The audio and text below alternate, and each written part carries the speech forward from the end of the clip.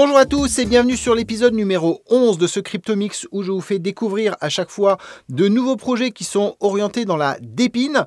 Et cette fois, je vais vous parler d'un projet qui permet de collecter des données qui viennent des avions.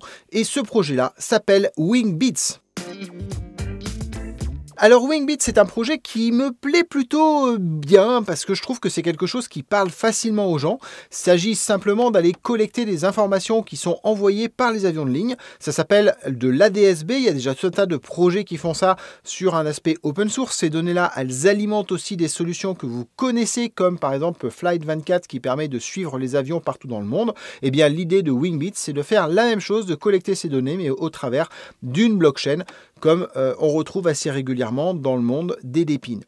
Alors, ce projet Wingbits, il me plaît bien, déjà parce qu'il est dans un état qui est dans un état de projet naissant. Aujourd'hui, même si les données sont collectées, s'il commence à avoir une belle communauté, ça reste un projet qui est en DevNet. Donc, c'est toujours assez intéressant de démarrer les projets relativement tôt. C'est un projet qui me plaît bien parce que c'est un projet qui parlera facilement aux gens. Et donc, par conséquent, eh bien, ça peut attirer tout un tas de gens qui sont curieux, ont envie de s'amuser, ont envie d'essayer. Parce que quand vous partagez des données sur les avions avec vos amis, avec vos enfants, eh bien, globalement, c'est ludique, c'est intéressant et donc par conséquent c'est assez simple à expliquer et c'est quelque chose qui peut générer de l'attraction et donc ça c'est assez intéressant pour un projet crypto.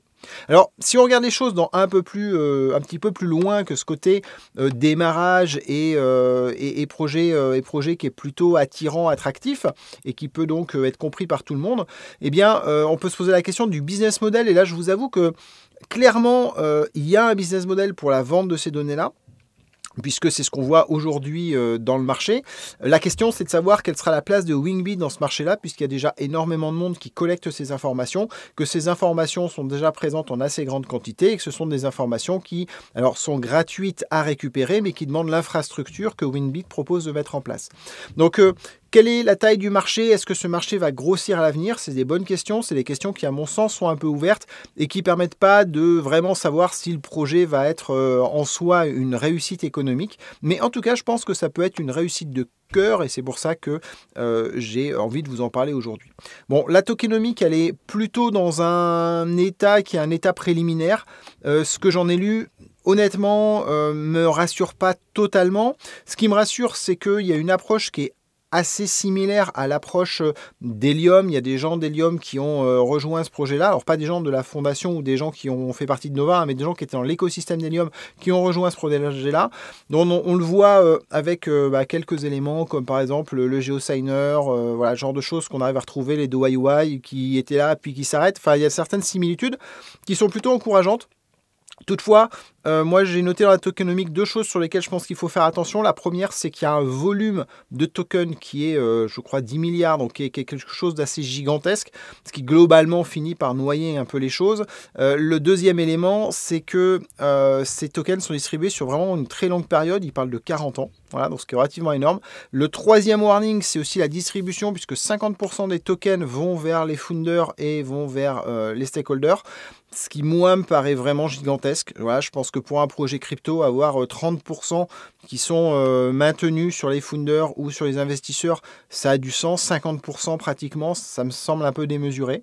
Donc, attention à ces éléments-là. Et puis, dernier élément d'attention, un petit peu à la Planet Watch. Et ça, je pense que si vous me suivez, vous savez que je trouve pas ça vraiment très positif, loin de là.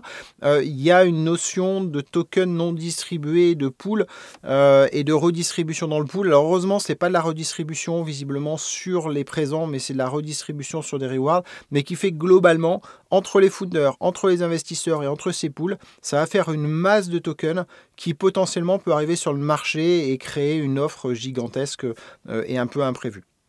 Donc vraiment attention à ce projet d'un point de vue investissement sur le long terme. Regardez, faites-vous votre opinion. Je ne suis pas là pour donner des conseils, mais juste j'attire votre attention sur le fait qu'il est mieux d'aller lire le white paper et puis surtout de surveiller les évolutions parce que tout ça n'est pas figé. Autre élément que je n'ai pas vu dedans, c'est alors il y a un géosigneur. Pardon, je vais vous refaire un petit peu l'historique. Au départ, on peut faire des DIY jusque-là. Du coup, j'ai fait un long article pour expliquer comment faire des DIY et comment bien choisir le matériel. Mais manque de peau, les DIY viennent d'être arrêtés globalement. Précédemment, sur les DIY, on pouvait rajouter un géosigner, c'est-à-dire en fait une identification de signature qui permet de confirmer qu'on est legit quand on envoie des informations. Mais apparemment, même cette partie-là a été enlevée au profit de matériel installable assez simplement déployable prêt à l'utilisation. Donc ça, c'est le côté qui est intéressant, c'est ce côté ouvert grand public et qui va pouvoir s'installer simplement comme on avait pour Helium, avec un device qui est prêt à être connecté. Voilà. Et puis le côté un peu plus négatif, c'est le fait que vous ne pouvez pas rentrer, vous ne pouvez plus rentrer par du DIY et par conséquent, le coût d'entrée aussi un peu plus élevé, puisqu'en DIY, on a des solutions qui marchaient très bien autour d'une centaine de dollars. Et là, de ce que j'ai pu voir, mais j'ai pas vu moi-même de mes propres yeux le prix, c'est ce que j'ai entendu, on serait sur un prix autour de 400 euros ou dollars pour le premier système qui permet de faire du Wingbit, ce qui est quand même relativement important.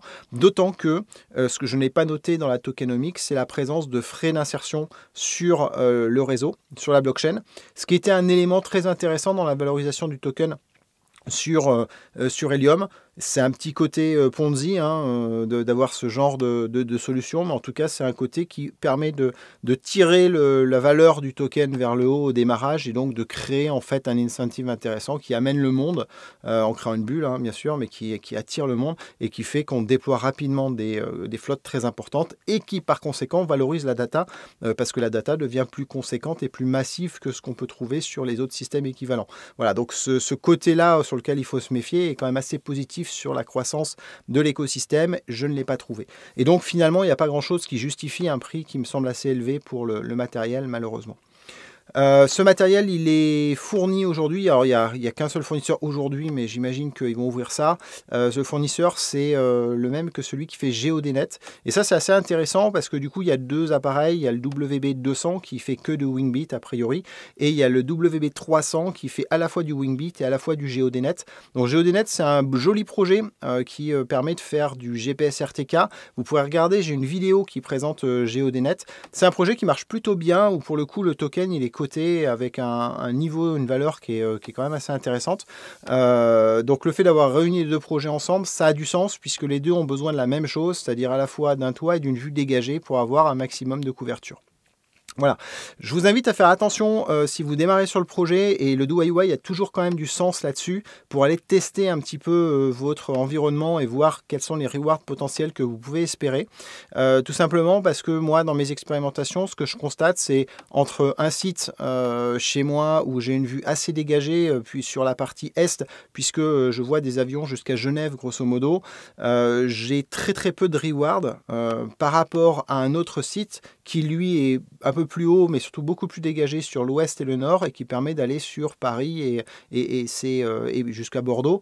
Et ça me fait beaucoup plus d'avions en visibilité. Et deux sites qui sont pas très loin de l'un de l'autre, finalement, ont un écart en termes de reward, même si pour l'instant, ces rewards ne sont que du DevNet et n'ont aucune valeur, donc potentiellement pas la vision finale.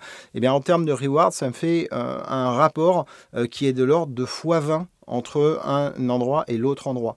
Donc en fonction du cours de token, ça change complètement la rentabilité et par conséquent l'amortissement potentiel ou non du matériel qui est nécessaire au minage sur cette blockchain.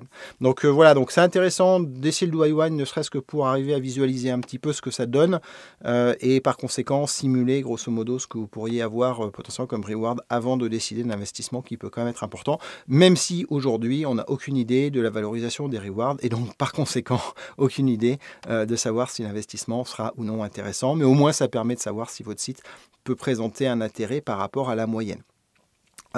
Voilà ce que je voulais vous dire sur Wingbit. Je pense que j'ai à peu près fait le tour. C'est un projet qui est quand même naissant, même s'il y a une belle traction. Donc c'est un projet à suivre. Voilà. Et puis potentiellement rentrer sur le projet si vous trouvez ça intéressant. Voilà, c'est vous qui voyez. Je vous souhaite une bonne continuation dans vos visionnages sur YouTube. Je vous dis à très bientôt. J'espère de revenir plus vite que entre les deux dernières vidéos qui étaient quand même pas mal espacées. Ciao, à bientôt.